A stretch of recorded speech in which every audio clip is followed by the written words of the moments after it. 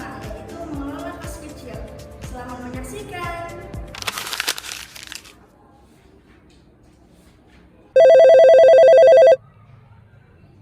Selamat pagi Bu Tati, ada yang bisa saya bantu? Selamat pagi Bu Cherly. Bisa ke ruangan saya dulu sebentar Bu? Baik Bu, saya akan segera ke ruangan Ibu. Baik, saya tunggu ya Bu. Terima kasih. Iya Bu, sama-sama.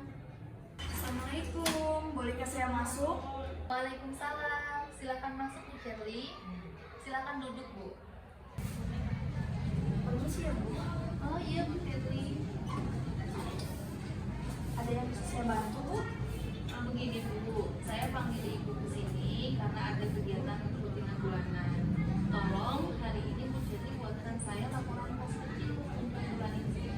Baik Bu, saya mengulangi informasi yang Ibu sampaikan bahwa Ibu meminta untuk dibuatkan laporan kas kecil untuk bulan ini ya Bu. Betul sekali Bu.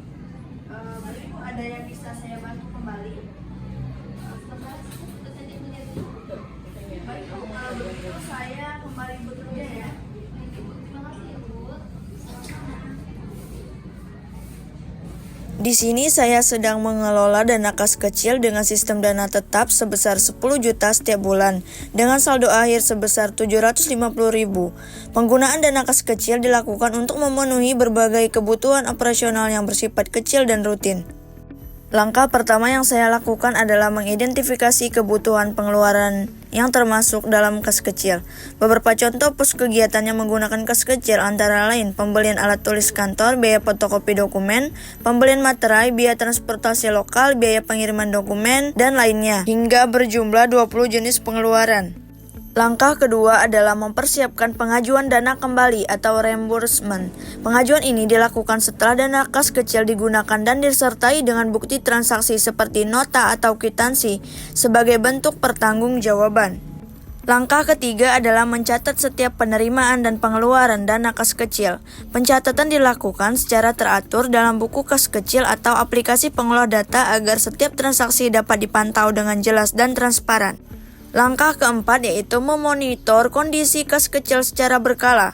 Hal ini bertujuan untuk memastikan bahwa saldo kas kecil sesuai dengan catatan transaksi dan tidak terjadi selisih antara uang yang tersedia dengan data yang tercatat.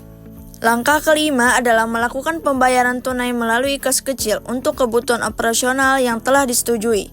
Setiap pembayaran harus disertai bukti transaksi yang sah untuk memudahkan proses pencatatan dan pelaporan.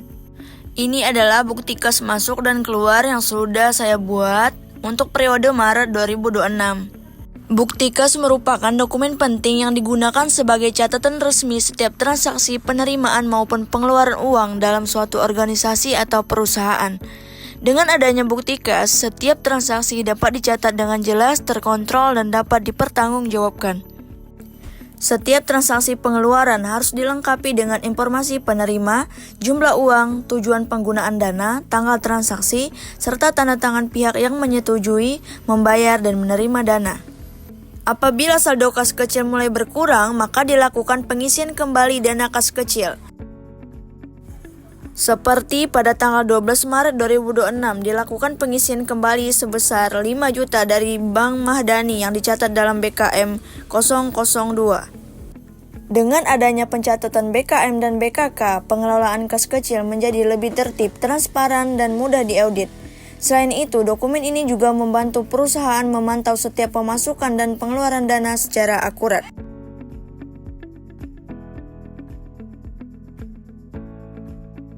Ini merupakan form pengajuan dana kas kecil. Setelah melakukan pencatatan kas keluar dan kas masuk, langkah selanjutnya adalah membuat laporan kas kecil pada bulan Maret 2026. Nah, ini merupakan hasil laporan kas kecil yang sudah saya buat. Saldo awalnya 10 juta, total pengeluarannya 9.250.000 dengan saldo akhir 750.000 dan dana pengisian kembali 9.250.000, saldo setelah pengisian 10 juta rupiah. Kemudian pada tugas kedua ini saya berperan sebagai bendahara umum yang bertanggung jawab untuk mencatat dan mengelola transaksi kas dan non-kas perusahaan selama 1 bulan. Total transaksi yang dikelola pada periode ini adalah sebesar 100 juta rupiah. Langkah pertama yang saya lakukan adalah menentukan jenis transaksi, yaitu transaksi kas dan transaksi non-kas. Transaksi kas merupakan transaksi yang dilakukan secara tunai melalui kasir perusahaan, baik penerimaan maupun pengeluaran uang.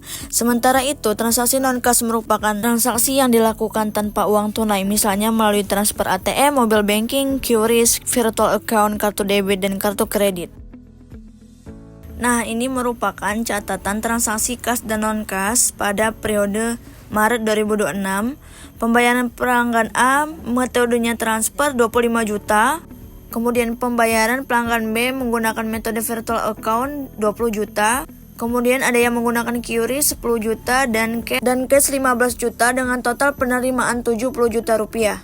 Di sini juga ada catatan transaksi pengeluaran. Yang pertama pembayaran bahan baku, metodenya transfer sebanyak 20 juta.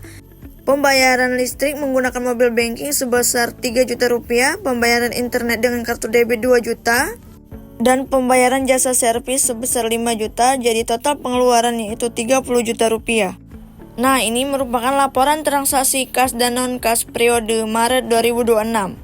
Total transaksi bulan ini yaitu 100 juta, penerimaan 70 juta, dan pengeluaran sebesar 30 juta, sehingga saldo bersih perusahaan sebesar 40 juta rupiah. Selamat pagi, Bu. Pagi, silakan Bu Jati.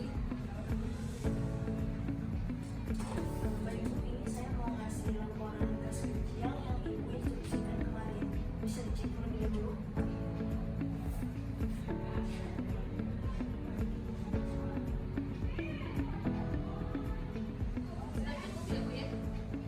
Ada yang bisa saya bantu kembali, Bu?